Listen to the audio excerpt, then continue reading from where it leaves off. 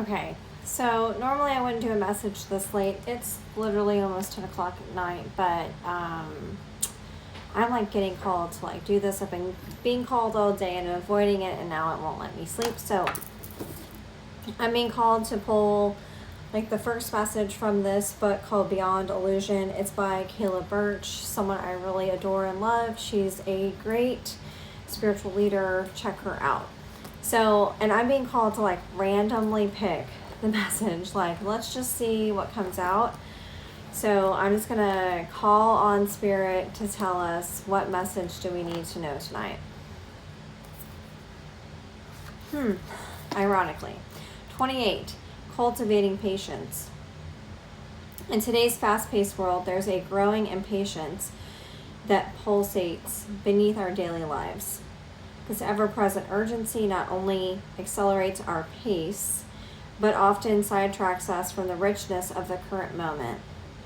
With everything moving at breakneck speed, from our internet connection to our same-day deliveries, it's easy to lose sight of the value that patience can bring into our lives.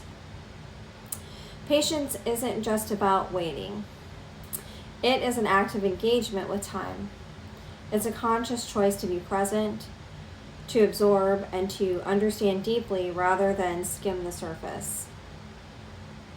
When we cultivate patience, we give ourselves the permission to slow down, to take a deep breath, and to truly engage in our surroundings. This is not only enhancing our experience, but allows for a richer, more profound understanding of ourselves and the world around us. Patience can be a countermeasure against the distractions and the stressors of modern life. But not getting flustered with delays, by not getting flustered with delays or inconveniences, we retain our connection to the present, preventing our minds from darting off into tangents of frustration, anxiety, or regret. Through patience, we learn to see the big picture, realizing that most urgencies are but fleeting concerns, while the moments we often gloss over hold the seeds of life's most profound lessons and joys. I couldn't agree more with all of that. I'm going to skip to the end, and it says, the cultivation of patience is more than just an exercise in self-restraint. It is a celebration of the depth and richness of life. By embracing patience, we choose depth over breadth, quality over quantity, and in doing so, uncover a more fulfilling, centered, and present way of living. So, I couldn't agree more. Again, Beyond Illusions, Awakening the Peace Within, Kayla Birch, great book. Check it out. Love Kayla. She's amazing.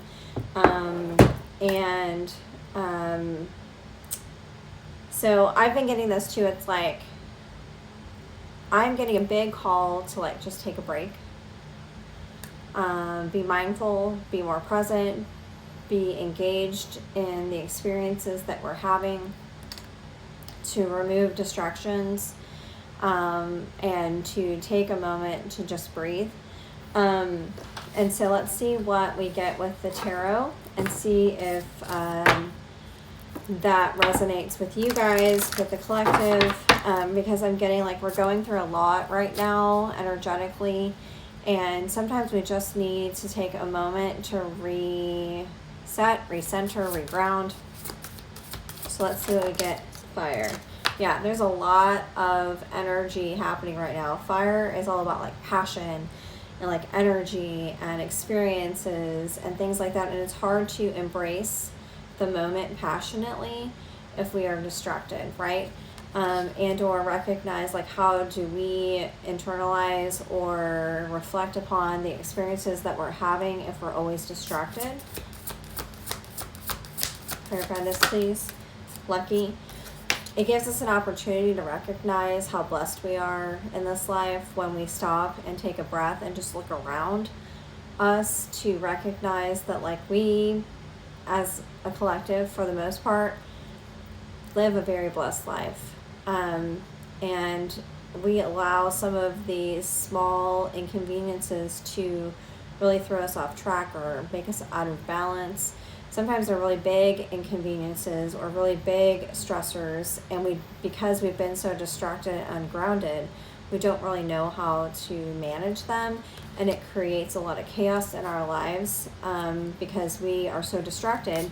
When something like that comes along, we get like thrown off kilter. Clarify one more, please, Spirit.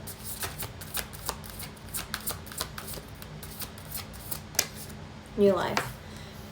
In essence, what we're being asked to is to step into a new timeline, a new life, like to release everything that's been holding us back previously, to step into what has always been meant for us, but maybe we didn't think we deserved or understood that was possible.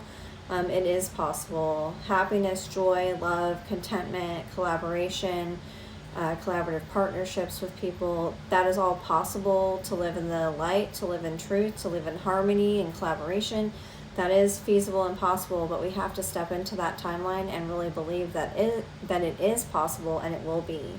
And to believe that like what is meant for us will come, and it also takes time and patience and understanding to get to that point in our lives as well. So let's clarify with the tarot real quick. All right. Ooh, yeah, Queen of Cups. So first message I'm getting out is to really start leaning into ourselves, to nurture ourselves.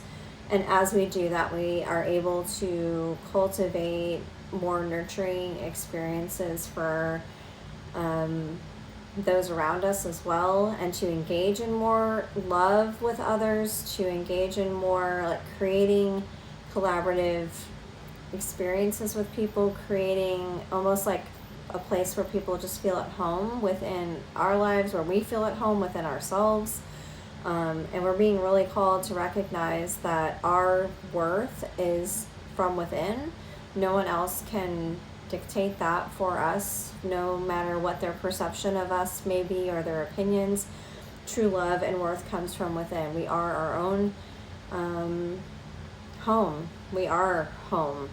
And we're being asked to go within, to take patience, to take time to recognize that our own worth and love comes from within, and that no one outside of us can dictate that for us. The reason this is important is because it's time to speak our truth. King of Swords, to see things from a much higher perspective. You can see the bird over his eye. It's talking about looking at things from a higher perspective. And then the sword is also like cutting through things that no longer serve us, like releasing things, cutting through toxic patterns, toxic thought processes, like looking at things from a much higher perspective and recognizing that our self-worth does come from within, and that takes time and healing. Four of Wands, like we're being given an opportunity to slow down and to take some time for ourselves to heal, to recognize that we are surrounded by love and angels and ancestors, and they're guiding us to something much greater than we could have ever perceived. Thank you. Our main advice is to look within ourselves, to recognize our emotions, to manage our emotions. We have the opportunity to move through choppy waters if we are at home with ourselves, if we show love to others, if we look at things from a different perspective. We can manage that within ourselves, and to recognize that not everything has to be chaotic or difficult. We can manage these situations much easier than we really think that we can. And the outcome of that will be Ten of Pentacles, finding home within ourselves, groundedness, and being able to cultivate a lot of abundance, not only for ourselves, but for others as well. And this is the higher knowledge, Hierophant, that we are being called to as a collective, to recognize that we are all one, are all part of a collective experience, and that all we need to do is just take a moment to breathe, and we can get through this. Let it be so. Namaste.